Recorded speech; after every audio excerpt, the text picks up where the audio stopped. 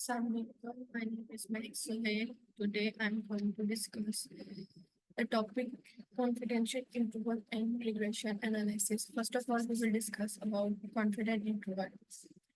So confident interval represent किया था bond batch alpha ने इसने ये रिसर्च के लिए बेसिकली रिप्रेजेंट किया था जिसमें हम ये देख सकें कि जो हम रिसर्च करते हैं वो हमारी कितनी परसेंट एक्यूरेट है और कितने परसेंट नहीं।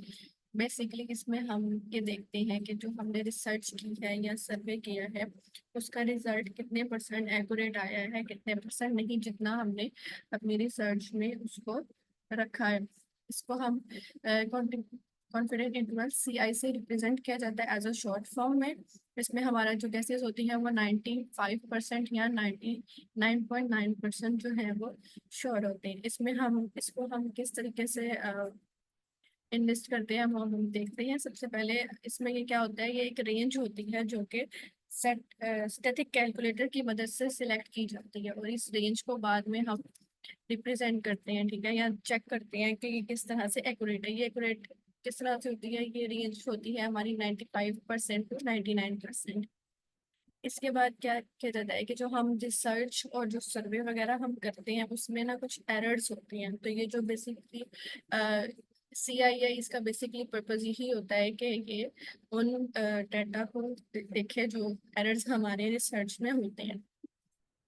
अब इस रिसर्च का ये सीन होता है कि अगर हमारे पास रिसर्च में हमारी जो हमने सर्वे किया है उसमें अगर हमारा डाटा है उसका वो वाइड रेंज में आया है यानी उसकी पॉपुलेशन वाइड है तो इसका मतलब है कि ये लेस रिलायबल है। और अगर इसका नैरो में आया है तो इट्स मीन दैट कि ये मोर रिलायबल है। बेसिकली कॉन्फिडेंट इंटरवल जो है वो हमारी जो रिसर्च है उसको चेक करने के लिए होती है कि हमारा डाटा कितना रिलायबल है और कितना नहीं। इसमें कुछ हमारे पास फर्दर स्टेप्स आ जाते हैं जिसमें हमारे पास है collect data gathering. Collect data हमारा फर्स्ट है कि सबसे पहले हम इसमें डाटा कलेक्ट करते हैं, फिर कैलकुलेट सैंपल्स, फिर हम इसमें सैंपल्स वगैरह कलेक्ट करते हैं, फिर हम डिटरमाइन करते हैं हमारा कॉन्फिडेंस लेवल क्या, या तो वो 99% होता है या 90% होता है या 99.9% होता है। इसके बाद हम कैलकुलेट नंबर्स ऑफ एरर्स करते हैं, जैसा कि मैंने पहले भी बताया था कि ये हमारे एरर्स को डील करता है कि हमारी रिसर्च में जो कितने एरर्स हैं। उसके बाद हम कंप्यूटर कॉन्फिडेंस इंटरवल देखते हैं कि जिसमें हमें कंप्यूटर के थ्रू जो एरर्स वगैरह हमें पता चल देते हैं। उसके बाद ये हमारा रिजल्ट इंटरप्रेट करता है परसेंटेज में, जैसे 95% कॉन्फिडेंस होते हैं हम लोग इस तरह से। आगे से इसकी इम्पोर्टेंस ये है कि हेल्प करता है understand the precious of estimates, यानी हमें जो भी हमने रिसर्च वगैरह की है उसकी जो प्रेजेंस हमारे पास आ रही है उसको हेल्प करता है हमें देखने के लिए। रेंज ऑफ वैल्यूज हमें प्रोवाइड करता है कि हमने कितने परसेंट कॉन्फिडेंस है अपने उसको लेकर, और इन्फ्लुएंस करता है विद सर्टेनिटी ऑफ इंटरवल।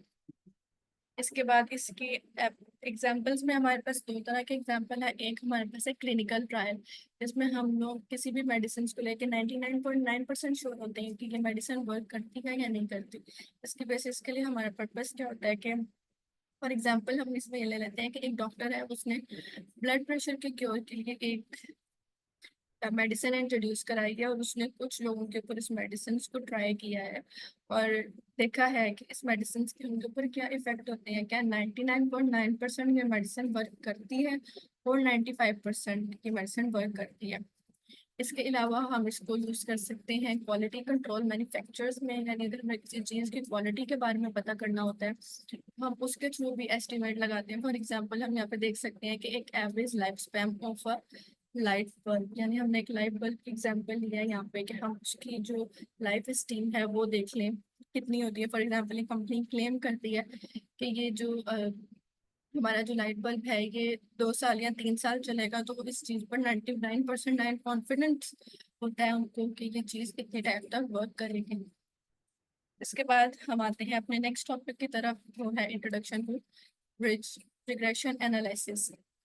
सबसे पहले इसकी डेफिनेशन है। इसकी डेफिनेशन में क्या आता है, statistical method to understand relationship between variables. ये स्टैटिकल मेथड होता है वेरिएबल्स को अंडरस्टैंड करने के लिए, इनके बारे में डिटेल नॉलेज देने के लिए। इसमें हमारे पास टाइप्स हैं कुछ जिसमें हमारे पास linear, multiple linear, non linear, logically, polynomial, purpose. इसका पर्पस क्या होता है कि dependent variable basis on independent variable, इन सब को देखना, यानी इंडिपेंडेंट वेरिएबल्स को और इंडिपेंडेंट वेरिएबल्स के बारे में रिसर्च करना।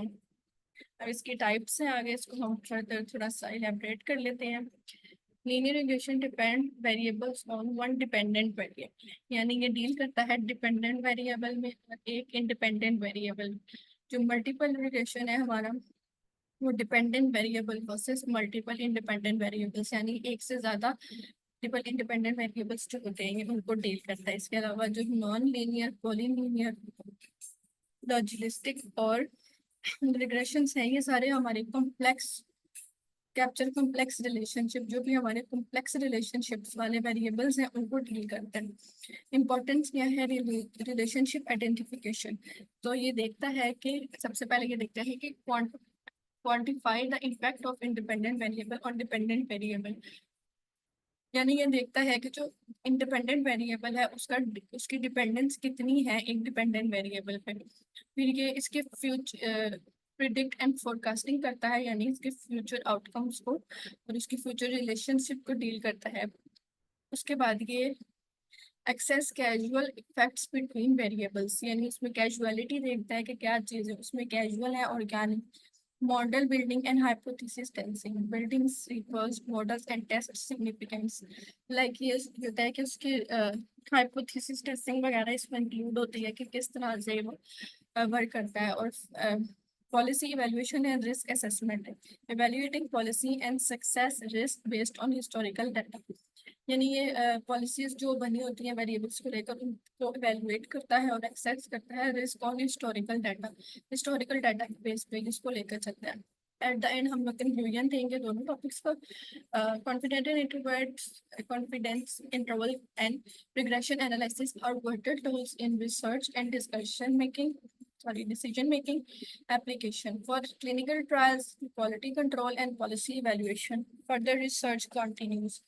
Refinement and application in diverse field.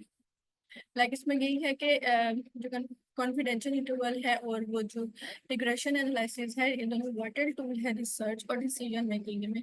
Like ये दोनों हमारे डिसीजन मेकिंग में हेल्प करती है। कॉन्फिडेंशियल इंटरवल हमें बताता है कि हमारी रिसर्च जो है वो कितने % रिलायबल है और कितने % रिलायबल नहीं है।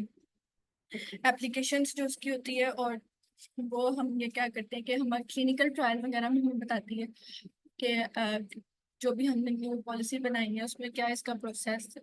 और रिग्रेशन एनालिसिस वो भी हमारे लिए एक रिसर्च मेकिंग की तरह ही है, एक थिंकिंग प्रोसेस की तरह ही है। इसमें हम लोग quality control and policy evaluation वगैरह करते हैं। और continuous reinforcement and application in reverse field, यानी हम इसमें ये प्रोसेस जो है रिसर्च के फील्ड में एक रिफाइनमेंट एंड एप्लीकेशन के लिए जो है वो यूज होता है। So that's it. Thank you.